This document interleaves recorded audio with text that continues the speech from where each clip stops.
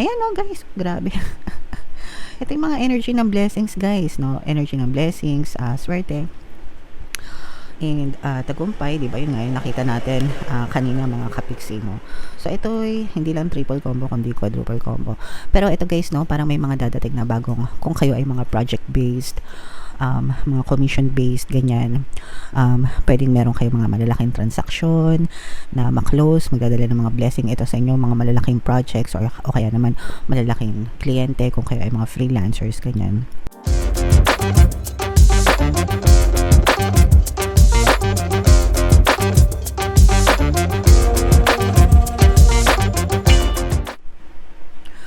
Hello guys, hello Virgo, welcome back to Pinoy Pixie Tarot. Ang pamagat ng episode natin for tonight is mid-month kapalaran para ngayong February 16 to 28 para sa Virgo, Sun, Moon, Rising Sign, and Venus. By the way mga kapiksi, kung medyo malaki yung boses ko, pasensya na, no? Kakagaling lang natin sa sore throat. Yung iba kasi nagugulat sa boses ko, so pasensya na mga kapiksi.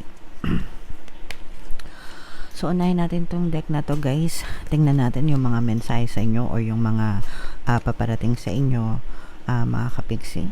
So, this is both negative and positive guys, no? Una, with this man holding a coin, ibig sabihin nito mga kapiksi, maaaring merong, for some of you, ibig sabihin nito, maaaring maganda yung kalagayan nyo sa kaperahan, no? Or status nyo sa kaperahan. Mga kapiksi, pwedeng stable, pwedeng secure. Yung iba naman sa inyo, maaaring may tulong pinansyal na dumating sa inyo, no? Like mga ayuda or financial help, financial assistance. Pwede rin yung iba sa inyo is tanggap ng tulong sa trabaho, yung tipong merong magbibigay sa inyo ng trabaho, merong magbibigay sa inyo ng pagkakakitaan mga kapiksi. But definitely guys, ito may kinalaman sa kaperahan, so asahan nyo na magiging maganda yung daloy ng kaperahan. Pero titingnan pa natin mamaya guys, no, ibabangga natin dito sa deck na to kung ano yung makikita pa natin. And ito naman guys, medyo nag-i-emo kayo sa larangan ng pag-ibig. Pwedeng pag-ibig o relasyon, no? Not necessarily na romantic relationship, pero nagkakaroon ng emotional detachment sa inyo mga kapiksi with a particular person. Para pwede nagkakaroon ng miscommunication kayo, misunderstanding, o kaya naman coldness, guys, okay? So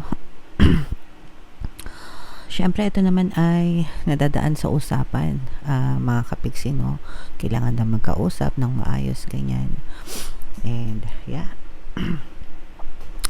And, ito naman, mga kapiksi, parang, you are being advised to disconnect from the internet or from the outside world momentarily and just focus on yourself. Yung tinatawag ba na social media detox guys, no? Kasi baka yung iba sa inyo, unless of course social media influencer kayo, syempre yun ang inyong pangkabuhayan, di ba? Kaya hindi kayo makapag-detox. Pero kung hindi naman, mga kapiksi, parang you need a little more time on yourself, no? Yung henerasyon kasi ngayon guys, parang masyado nang addicted sa social media, simula pagising nakahawak na ng cellphone, sometimes even if nagtatrabaho, no, hindi, alam mo yun, parang mga phone addicts, tingin ng tingin sa cellphone, ganyan. So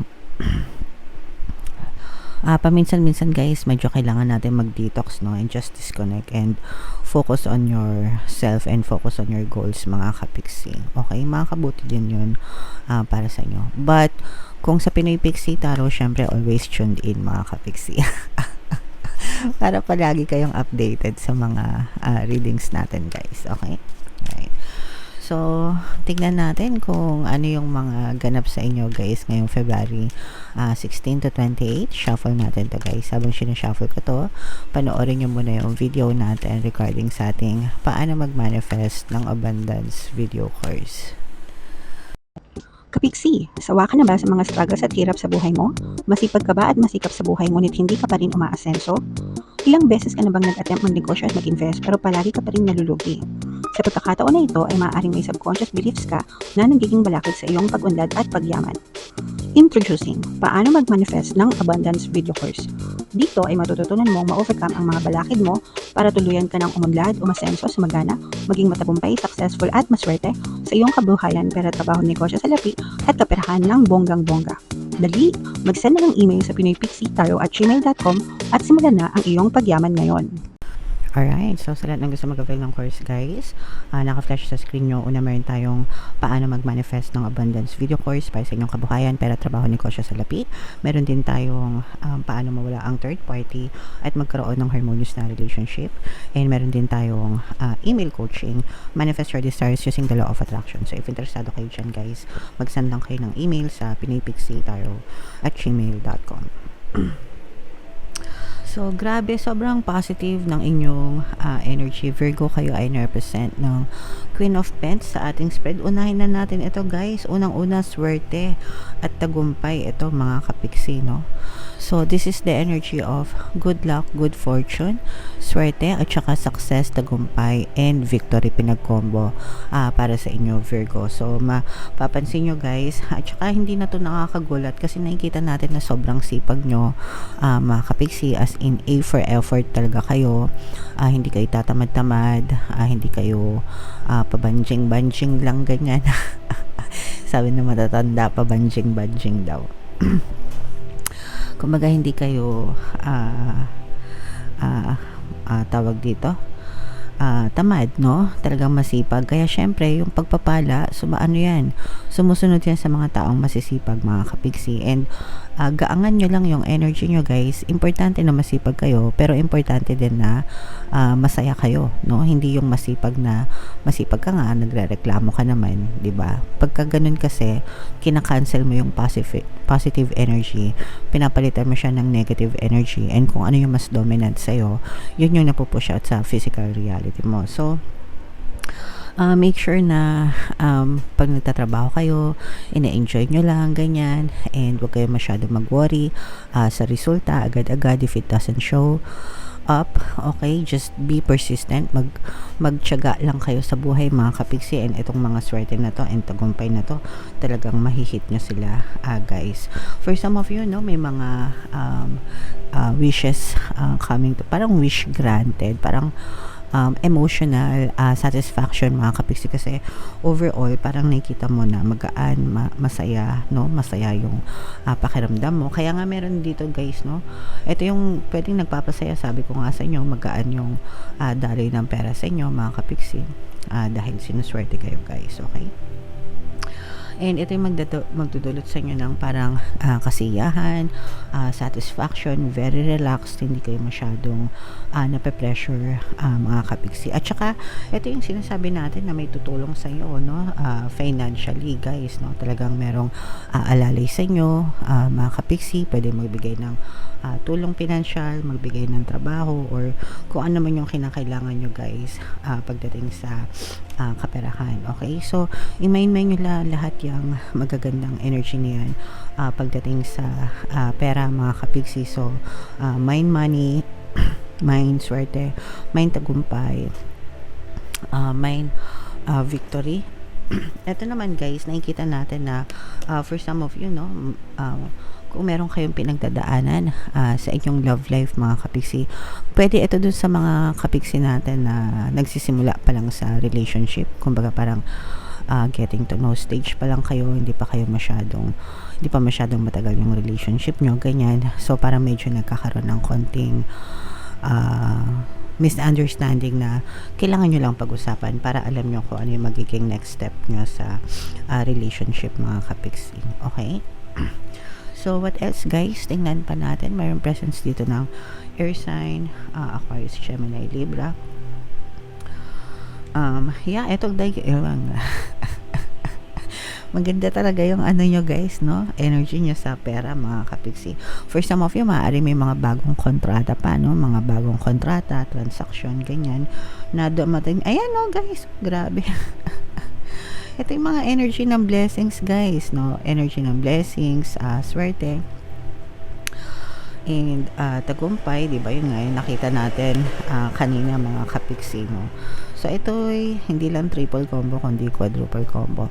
Pero ito, guys, no, parang may mga dadating na bagong, kung kayo ay mga project based, mga commission based, ganyan, pwedeng meron kayo mga malalaking transaction na maklose, magdadala ng mga blessing ito sa inyo, mga malalaking projects, o kaya naman malalaking kliyente kung kayo ay mga freelancers, ganyan.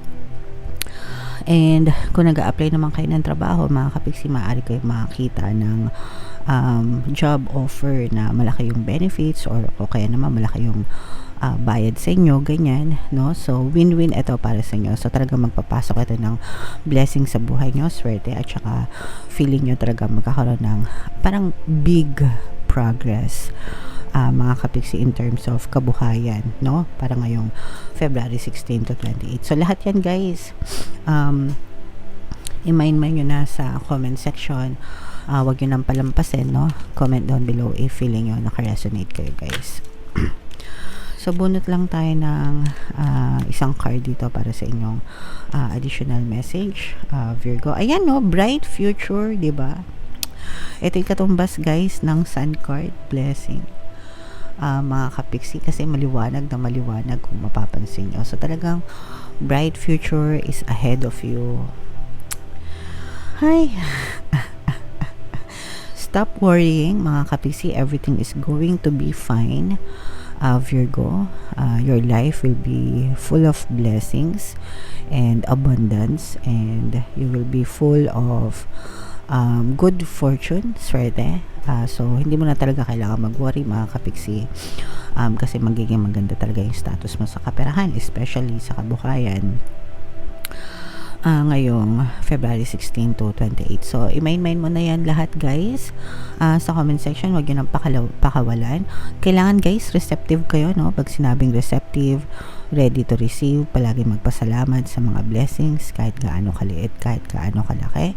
And also, guys, mag-affirm lang kayo, mga money affirmations na sinishare ko sa inyo, i-comment nyo na rin sa baba, guys. Money come to me, palagi ako may pera, palagi ako nagkakapera.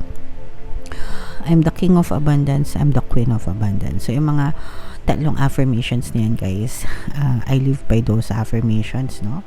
Yun lang yung sinasabi ko everyday, and talagang ang laki na ng pinagbago ng buhay natin simula noon hanggang ngayon, mga kapiksi. Okay? So yeah, comment down below if feeling nyo naka-resonate kayo, Virgo. And for more tarot readings, Virgo, ito yung playlist nyo. Ito naman yung ating success stories ng paano mag-manifest ng abundance video course. Click here to subscribe. Ito yung ating mga pampaswerte subliminals. Thank you for liking, sharing, and subscribing. See you again next time. I love you all, mga kapiksi. Have a nice day. Bye-bye.